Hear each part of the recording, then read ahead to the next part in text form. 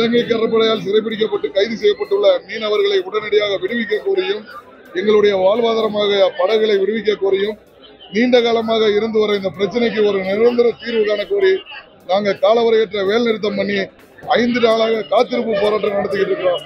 இதன் வாயிலாக தமிழக அரசு மூலியமாக இலங்கை சிறையில் வாடுற மீனவ குடும்பங்களுக்கு 350 ரூபாய் வீதம் இருந்ததை 500 ரூபாயாக அதிகப்படுத்தியும், அதே மாதிரி படகை இழந்து வாடுற குடும்பங்களுக்கு படகு உரிமையாளருக்கு 6 லட்சத்திலிருந்து 8 லட்சம் ரூபாயாக அதிகப்படுத்தி உயர்த்தி கொடுத்திருக்காங்க.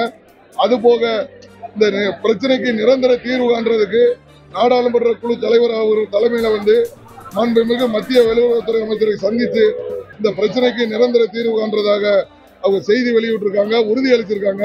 இந்த மீனவர் சார்ந்த நெஞ்சார்ந்த நன்றியை தெரிவிச்சுக்கிறோம். அதுபோக எங்களுடைய பிரச்சனை என்பது இது இந்திய அரசாங்கத்துடைய பிரச்சனை.